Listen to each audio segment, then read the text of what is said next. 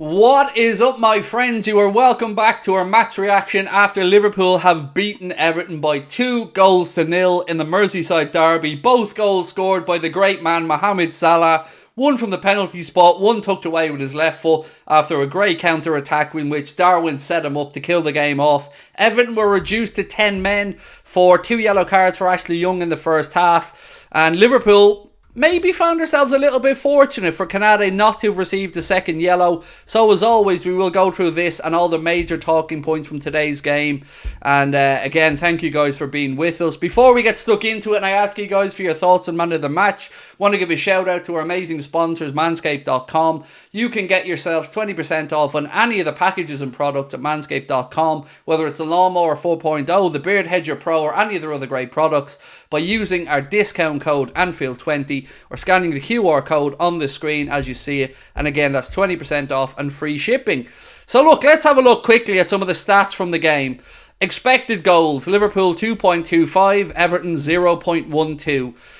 Expected assists, Liverpool 0.96 to 0.22. Possession, 77% for Liverpool, 23% for Everton. Total shots, Liverpool with 26 total shots. Only 6 of them on target though. 11 blocked shots, corner kicks, 12 to Liverpool, 4 to Everton. But as I said, the most important fact is the scoreboard, and that scoreboard shows Liverpool 2, Everton 0. And yes, that is the way to come back from the international break. 3 points. We can now sit back, relax, and enjoy what happens for the rest of the weekend, knowing that we've done our job. We were not great today, but we were smart, said Felix. Again, I'll take it, mate. A clean sheet and a win. That's all you want. And whether it's 1-0, 2-0, 3-0, whatever, we've got to be happy with today. Yeah, I'm happy. Job done. No new injury concerns. Klopp did the right thing, I think, taking Canade off and bringing on Joel Matip. He couldn't afford another foul, so we had to make sure we were clever there. League table currently is a thing of beauty that sees Liverpool top ahead of Spurs on goal difference at the minute. Of course, Spurs have a game in hand. Liverpool sitting top with 20 points. Spurs in second with 20. Arsenal in third with 20. And just 1 goal separates us all. Manchester City down in fourth place. They again have a game in hand, which if they win would put them a point above us. But we've done our job. That's the gist of this. We've done our job. Got the result. Colin said 9 fist pumps from Klopp. So lucky to have that man and to see his passion and love shine through. Buzzing for the win. Now we can relax and enjoy today. Thank you, Colin. Hiya, Craig. Hungry fan here. Hope you have a lovely day. Right back to you, my friend Fadid. And yet, look, it is going to be a lovely day because Liverpool have won and that makes my weekend. Told you, bring on Núñez. Love what you're doing, Craig. Thank you, Joseph. Appreciate you. And it was lovely to see Darwin get an assist. And it was a good assist. Very powerful running. Slipped it into Mo. And Mo's first time left-footed shot was passed into the net past Jordan Pickford. Game, set, and match. And yes, very happy. Right, so let's get the man of the match poll. So who are we thinking? Give us some suggestions for man of the match. Obviously, the great man is going to be one of them. So we need some suggestions.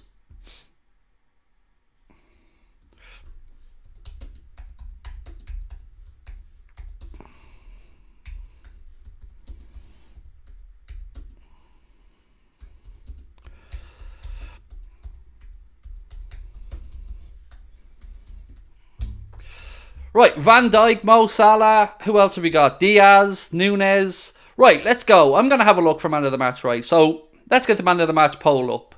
So, your Anfield Agenda man of the match. 1 sec. Craig, learn to spell.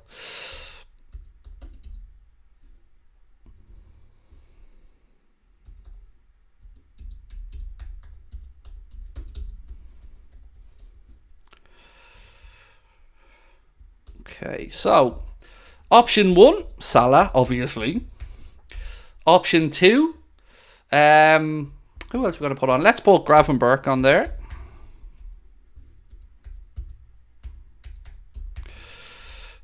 Option 3, give me some more options for the man of the match. I'm looking at your shouts here, trying to find a fair vote, so I'm not hand-picking it.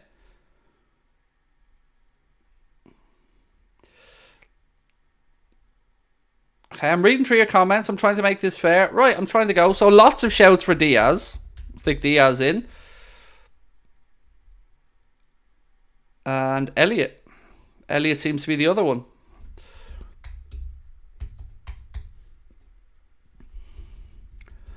Okay, one sec. Right, so look, we've gone for Salah, Grafenberg, Diaz and Harvey. If you have any other thoughts, put it into the comment section, but the poll is live now. We asked you for your man of the match, vote away. Missed the match, Craig, glad we won, expected 4-0, said Indian Scouser. It probably should have been, mate. Like, we were by far the better team. Yeah, by far the better team. So, let me know your thoughts. I'm going to just get my phone on the go here. 1 second, because I've got a little bit of work to do. 1 sec. There we go. Right. Poll's open. You guys have your say anyway. So look, let's talk through the game. And it was a frustrating one for a long time. Liverpool were very much on top. Everton went down to 10 men in the first half. Ashley Young, look, deservedly getting a second yellow for that ridiculous foul on Diaz. Can we consider ourselves fortunate that Ibrahim Konate didn't get a second booking? Perhaps. But I think we're due a little bit of fortune. I feel like we probably should have had another penalty. I felt like the challenge from, was it Peter Patterson on Diaz, could have been a penalty. But then the handball was so blatant that even David Coote had to send the referee to the monitor because, again, this isn't basketball. So the referee rightly went to the monitor. And I'm going to say this again because I don't want people just to say I stick up when it's just Liverpool. I'm going to say this again. I don't like that when the ref went to the monitor, he was met with a still image of the handball and then he was met with the handball in slow motion. I don't think that's fair to anyone. Same way it wasn't fair to Liverpool, I don't think that was fair to Everton. I don't like seeing it. As far as I'm aware, the PGMOL's VAR protocol says that only if it's a case of a challenge on the edge of the box where you have to see specifically where the challenge was, or when the ball has been played forward for an offside decision, they're the only ones I believe slow motion should be used in replays according to the VAR protocols. So why is it whenever referees go to the monitor, they're being met with slow motion replays? You don't need slow motion to see that handball. Play it at full speed. It was still a handball. It was still obvious. It just makes everything worse. And it makes people lose faith in the system because people will feel shafted. If there's in your own protocols, use your own protocols correctly and stop showing this slow motion nonsense because everything, and I mean everything, looks more intentful in slow motion. It's not fair to anyone. Let's go. Liverpool finally won again to the SPV. Look, it was tough, wasn't it? Having 1 point from 6 in the games against Spurs and Brighton. It was tough, especially the Spurs one. That was really tough to take, the late goal from Matip, the late own goal. But look, we got back on the horse today and we picked up the 3 points. And obviously we're now 1 game closer to getting Curtis Jones back. He's got 1 more game on his suspension.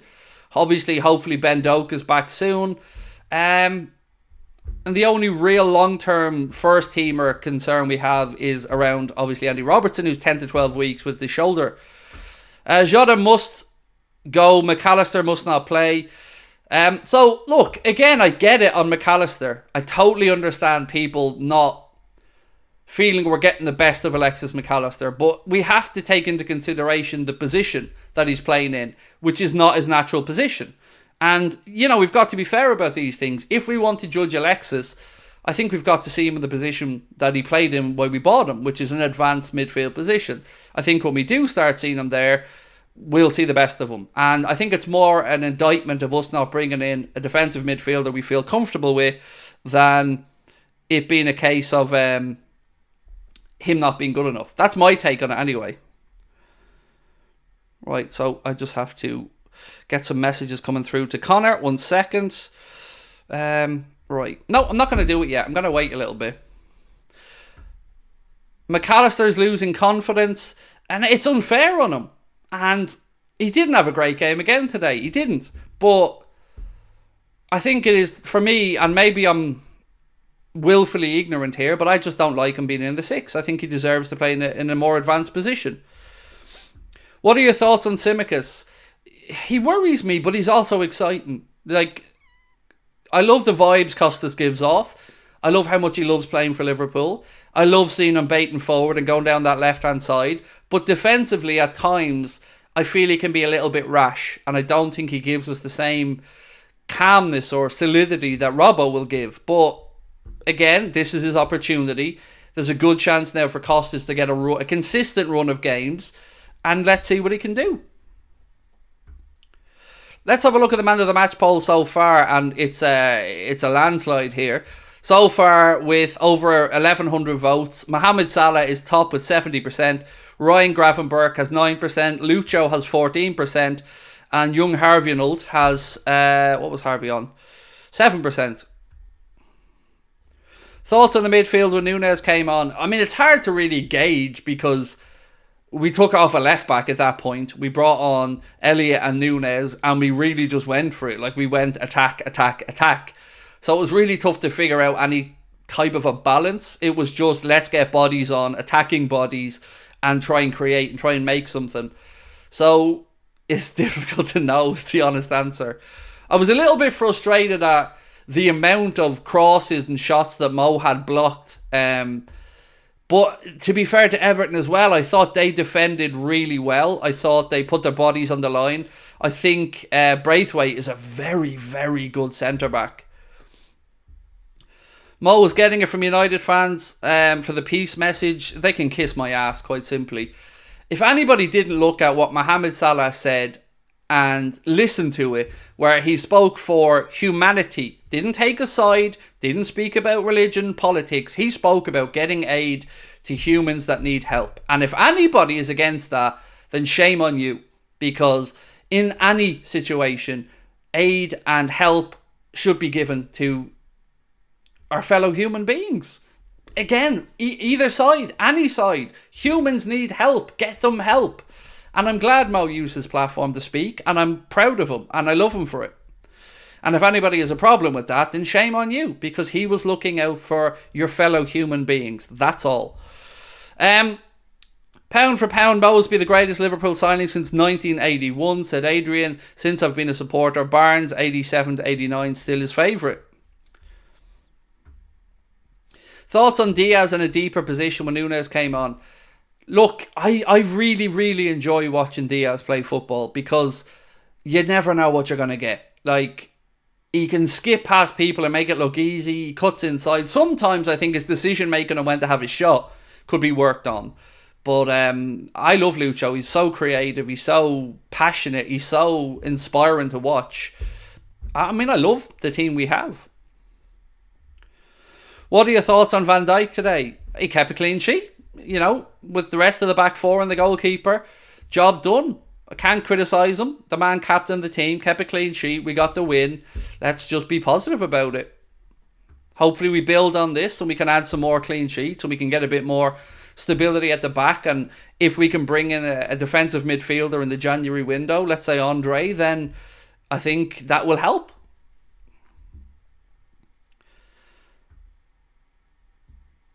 Our combination play in the final third is awful. Sometimes, do you know what? Today, what annoyed me at times was I don't think we created enough width. So I think Salah was too narrow. And when you're down against 10 men and you're attacking, you're going to have them sitting deep. They're going to defend that 6-yard box with everything. So you've got to try and create overloads. Manchester City are very good at that with De Bruyne. But I didn't like the width we had today. We had a bit of width on the left-hand side, yes, with Diaz, but I thought Mo was coming in too narrow, and we weren't making the pitch big enough. And, you know, as I said, it's hard to break down 10 men, but you got to give yourself every chance. And I don't know if it was under instruction today, but I just felt like we could have stretched that Everton defence a bit wider at times. And also, we need to move the ball quicker from side to side. What do you think of Onana? He's a good player. He is. Everton's Onana, I mean, is a good player. And certainly too good for that team. Thoughts on Musiala links? I don't see it happening. I don't see Bayern selling him. Why would they? Gakpo was made for this game. Well, thankfully, Rav, I think we'll have Gakpo back now. He was training yesterday. This game probably came a little bit too soon for him, but I would imagine we'll see Cody back. If not for the Europa League game, certainly for next weekend. Terry saying Everton were robbed. I don't know who the fuck Terry is, so I don't care either. I mean, cry, bitch, moan, whoever the fuck he is, I don't care. We won. We got the job done. We got our points. After that, I really couldn't care what anybody else in the world thinks. Gravenberg has more than earned a starting spot, said Chris. I agree. Ryan was brilliant. Guess the hostages aren't human. I don't know what the fuck that means. You dumb fuck. Simon, you ignorant little lowlife piece of shit. Did anybody ever say hostages weren't human? I said, and I'll repeat what I said, you dumb fuck, that anybody in this situation needs aid. And that certainly includes the hostages. 100%. Did anybody say differently, you little twat? Again, humanity. Think of your fellow human beings on every side. People have been hurt. Mothers, babies, children, displaced on every side. There is no winner in this situation. Only poor humans who are being fucking shafted. So your thought has to be, look after humanity. Your fellow men, women and children. Regardless of nationality, religion, colour or race. Look out for your fellow people. Be better.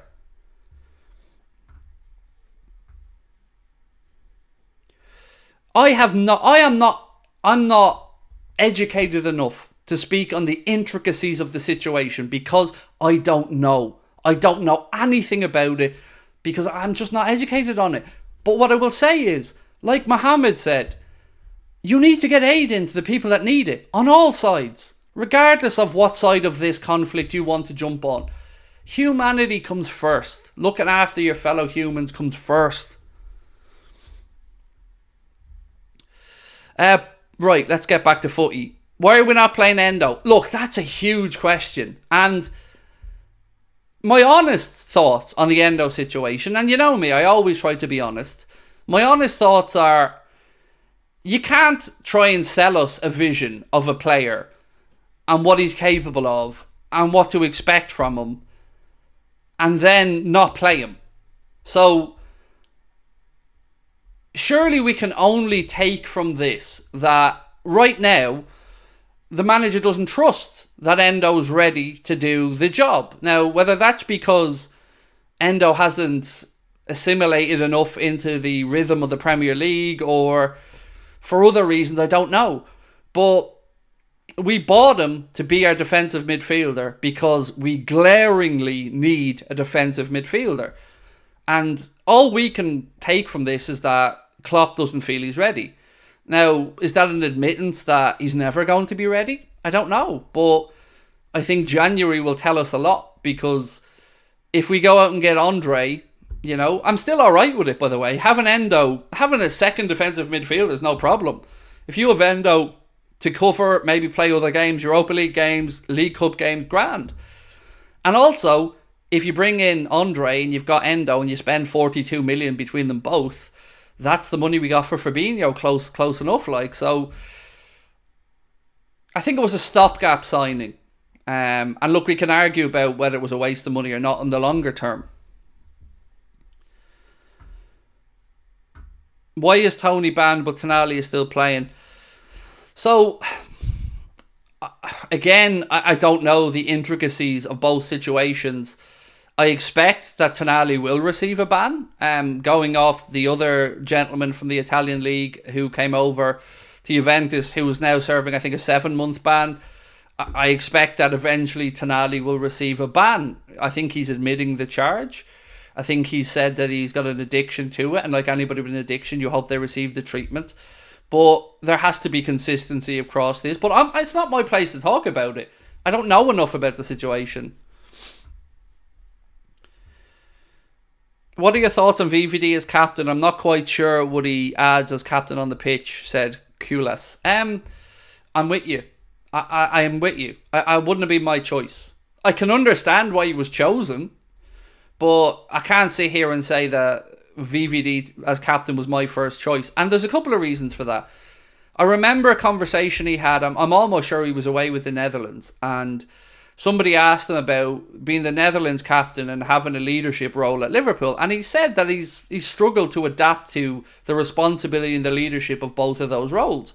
So, taking the man's own words into account, I would have personally liked to see him just left as the defender. Like, just don't give him that responsibility. Let him focus on playing the game. Let him focus on leading the back. And I would have given it to Andy Robertson, personally. And then Trent is obviously the most likely successor after that. But I can understand why Virg got it. Just wouldn't have been my personal choice. Alisson is my captain. I don't like a keeper being the captain. And I say that as a former keeper. I like my captain to be out and about on the pitch. Jota made some good moves, but didn't have the finish. Yeah, look, it was one of those games today. It was like, are we going to find the breakthrough or not? And look, maybe we got lucky, and, well, it was a penalty, but, you know, we got the penalty, we scored, and then we got the second as Everton pushed to try and get an equaliser. We've been on the other end of that at times as well. So, look, today is just about coming back after the international break, getting back to winning ways, and we should be happy. You know, we're currently sitting top of the league.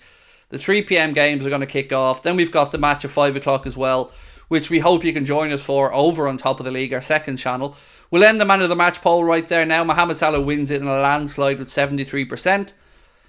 Alex Cooper said Robbo was my choice for captain. What do you think about Ryan Gravenberch today? I thought he was really good. He's so... What's the word I'm trying to say here? You always feel when Gravenberch gets the ball that something might happen. And I love that. Like, there was a really clever moment in the first half where he received the ball and he knew he was going to get clattered by Tarkowski, but he still took the touch away from his body and got the foul. He got booked. We got the free. It's moments like that that I just think, yeah, he's a clever guy, Gravenberch. He's a clever footballer, and it's good to see him getting more confident, getting to match rhythm. Yeah, again, really happy with his progress. Love your efforts and work. Keep it up. Much love. Thank you. I love that. Hopefully no more 12:30 kickoffs. Does anybody else want to break it to Rick? Unfortunately, Rick, we have another 12:30 kickoff after the November international break because Greater Manchester Police would not sanction a 5:30 kickoff for Manchester City and Liverpool. So it's been moved. I think Brentford Arsenal is now the 5:30 game, and Liverpool away at City is the next international break, making it 14 for Liverpool after the international breaks. 14. How many 12:30 kickoffs have Manchester United had in the last 5 years after the international break? Do you want to take a guess? None. 0. Not one. That's mental. In the last 5 years, United haven't had a single one after the international break. Feels like we are probably due a break from this stupid 12:30 selection that we keep getting picked for. And as Kloppo said, normally on the non-international break week, no problem. 12:30, yep, sound. But why do we always get the short end of the stick after the international break? The next highest is Spurs with 6, and Liverpool have had 14. We don't have to look deep to see that we're getting a little bit shafted. Can you talk about Harvey and Darwin as subs? Brilliant impact, Nick, coming off the bench. Both of them. Both of them really, really played a part in this win today. Elliott was very bright when he came on, and Darwin's counter-attack and the ball through to Mohamed Salah was spot on. Perfect. He waited to the right moment. Beautiful pass to Mo. Mo didn't have to break stride. Side foots it past Pickford. Goal. Game wrapped up. Beautiful. Yeah, really happy with both of them coming off the bench. Good changes from Klopp. Brighton versus 115 charges FC next, said Malek. That's going to be an interesting game. Definitely. Should be some goals in that one. What do you think of Klopp's performance today? I will rate him in the player ratings video, like I always do. So do keep an eye out for that one, because I'm going to record it in a few moments when I finish this stream, and it will be out in about half an hour's time. So do make sure you've got your notifications turned on and keep an eye out for the player ratings. It's our most popular video on a match day outside of the watch along, so yeah, I'm glad you guys enjoy it, but keep watching. You think Gakpo, I don't know what that means, may have had a setback? No, he trained. He trained, mate. I just think he didn't have enough sessions for Klopp to consider him available for selection, but he is back training with the first team. Salah as the Golden Boot winner, could very well. He could very well. There's no Kane in the league, so you'd imagine it's going to be probably Son, Salah, obviously Haaland will be up there as well. And maybe even Julian Alvarez by the looks of things. In my opinion, the players look very fatigued today and sloppy. Yeah, but isn't it nice though, London, to feel that way and still get the win? You know, sometimes winning ugly or not being at your best, there it's satisfying. What do I think about Endo? I explained at the start of the stream the thoughts on Endo. It's all you can gain from this is that you don't think the manager trusts him yet. That's all I can really think about. Do you think Endo will start against Toulouse? Surely he has to. I mean, that's what he's there for, right? So, yeah, you would imagine he would. Just realised I'm delayed by 30 seconds. That's alright, Malik. No worries. Craig, why haven't you heard about Kyle Walker's pub story?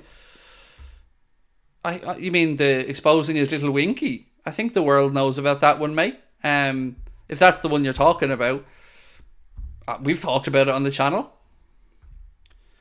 Do you think Ibu deserved to get a second yellow? I don't think we could have had any complaints if he did. That's the most honest I can be about it. I will always say our boys don't deserve it, but I don't think we could have had too many complaints if he had of. So, were we a bit fortunate on that? Yes, maybe. But I also think we should have had another penalty. And I also think, like I mentioned, I don't like that the handball was showed in slow motion. I think that shafts Everton. But it was a handball. But I'm against slow motion for replays. Who's your man of the match? We had a vote on it, mate, and Mohamed Salah won the vote with 73%. Adrian, thank you, mate, for your very kind super chat. 20 quid. Wow, that's amazing, mate. Thank you. Mohamed Salah said, all life is sacred. Liverpool's in his blood, just like ours. Humanity tops his league, as should do all of us. Blessings to you, Craig, and your family, and all the Anfield Agenda offspring. Ooh, can I call people that now? Can I call all the Anfield Agendites the Anfield Agenda offspring? I'll take that, mate. That's it now, Adrian. We've christened them. Everybody who subscribed is now the Anfield Agenda offspring. So welcome. And thank you, Adrian.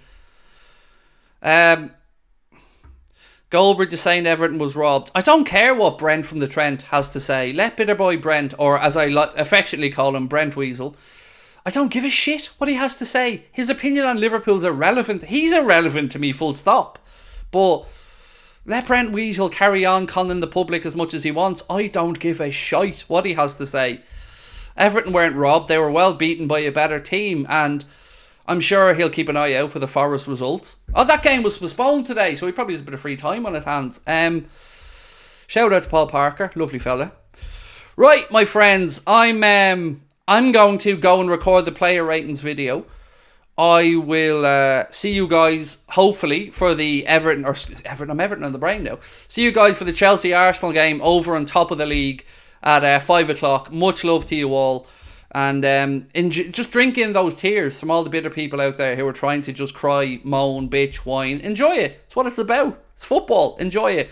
Much love to you all, and love my offspring.